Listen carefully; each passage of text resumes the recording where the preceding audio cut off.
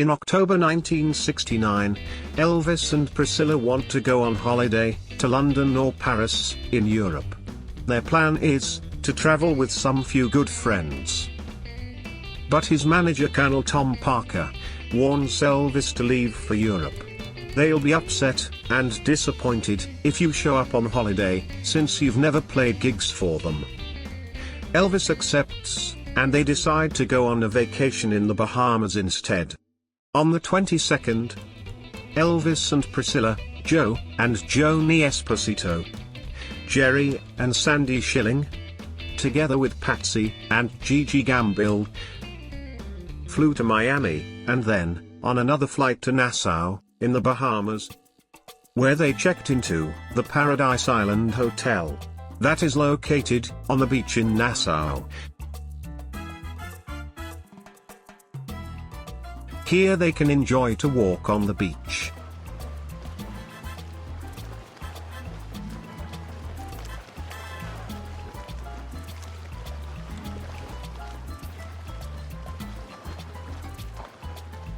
Some lucky fans gets a photo together with Elvis.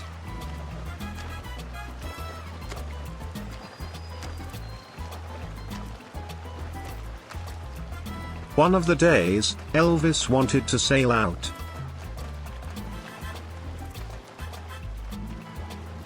They rented a boat and enjoyed the time at sea.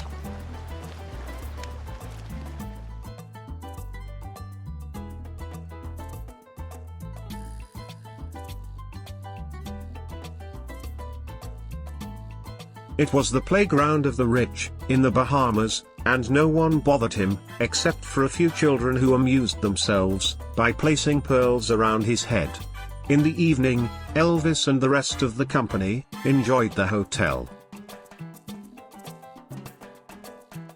In the foyer sits the Irish musician Harry Hamilton, waiting to go on stage with his band, The Witnesses.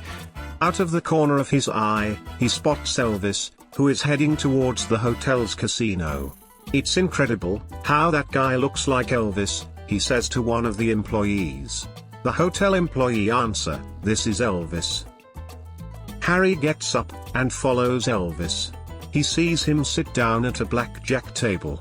Elvis took a whole blackjack table to himself, which is 7 hands, and the thing was cordoned off, so no other punters could join in, but Harry managed to get in the circle with him. He had a bourbon, a cheroot cigar, and a gambling chip. Elvis played all 7 hands, him, and the dealer. Harry later told the Elvis connoisseur, Anthony Stutchbury, that he had always believed that this mother-in-law's dream neither smoked, drank, nor gambled. And now he was sitting here in front of him, doing all 3 things at once. Priscilla Presley watched the Irish band, The Witnesses, many times during her stay at the hotel. Harry remembers, Elvis bought us a drink one night in the hotel, when he was with Priscilla, and said, "I'm coming down to see the show." The night he did come down, we were standing in the foyer ready to go into the Tradewinds Lounge, and there was a queue on, and Elvis said, "Do you think I will get in?" Our guitarist Alex Burns turned around to him and said, "Just mention my name, and they will let you in." Harry told later, that his only regret was, that he had not invited Elvis, who was immaculate and beautiful in a cream suit, on stage.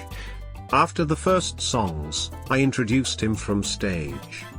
I said, "Ladies and gentlemen, we are very honored to have with us tonight, the King, Elvis Presley." And he stood up, and took a bow. That night it was crowded, he was right there in front of the stage, and I couldn't believe it. You were conscious of it, all night. We did a comedy routine, and then he loved the singing of Cullum Wilkinson.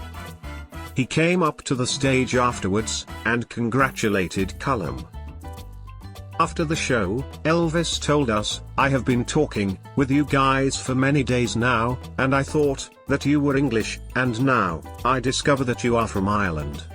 He said the only 2 Irish songs he knew were "Danny Boy" and "I Will Take You Home Again, Kathleen." Here Elvis is seen together with Harry and a girl at a wedding reception at the hotel. I must say, if you have to have unexpected guests at your wedding, then Elvis must have been one of the big surprises. Elvis wanted to do some deep-sea fishing, and in the Bahamas a hurricane arrived in the middle of his 2 weeks staying there. For 3 days, Elvis could not get out the door of the hotel. The entertainment's manager at the hotel always had gimmicks to keep people indoors, and he had crab races. So that was Elvis's entertainment those days. Elvis therefore decided to interrupt the holiday after the first week and travel home.